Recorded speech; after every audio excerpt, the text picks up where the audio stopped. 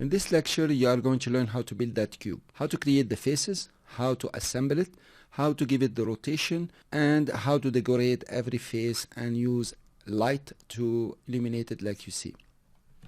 So you want to start creating your first composition. Click on New Composition, call your composition main, and leave it at 1920 by 1080. It is a standard size and we'll give it 5 seconds duration. Then you want to create the first face of your cube. Let's take a new composition, and in this composition give it the size of 450 by 450.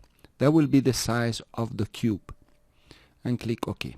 Now that you have your cube, you want to put a background, for example. Let's say new solid. Let's take a white solid to begin with. Click OK, and now you take a blue solid, dark blue solid, says new solid, change the color to dark blue, or any color you want will work. Say OK, go to the blue solid, press S to open the scale and put it at 99%. You got a border. That's one way to do it, of course not all the way. We go to effect and preset, we search for gradient, and we take gradient ramp. This is a nice gradient, you will see, and we put it on our deep solid. We change the black color to blue, of course, and we change the white color to black. Then we make it radial. It gives a nice shade. We take the start ramp and put it in the middle. Now we take the end ramp and put it somewhere outside so it can give you this gradient that you're looking for. This is not mandatory, but it will make our cube a bit nicer when we are creating it. So that will be fine here.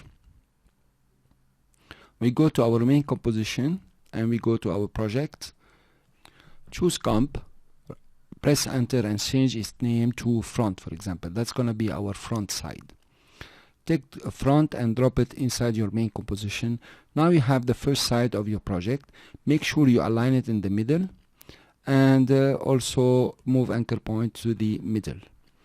Now this is front. I will duplicate it.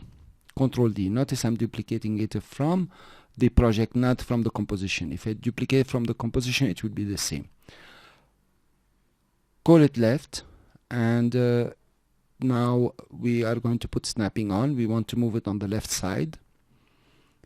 Yep, that's okay. We go back to our project and we choose, for example, left.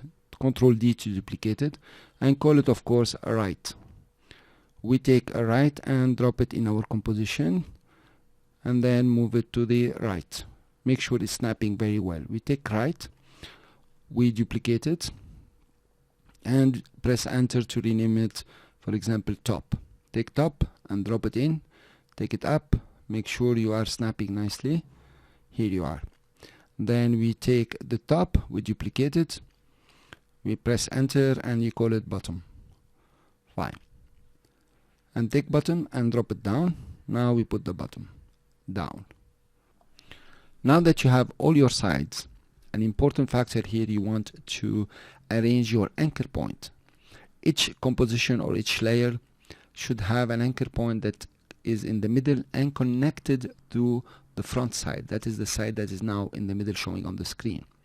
So all the anchor points are connected to the middle one, and they are in the middle of their side.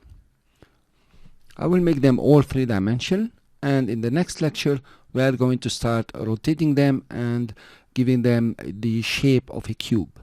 I stress an important point here. Always duplicate your layers in the project panel, not in the layers panel, because if you duplicate in the layers panel, you will have one composition that is going all over the place and the faces will be totally identical. If you duplicate in the project panel, you will have different compositions that will allow you to put a face to each one of them.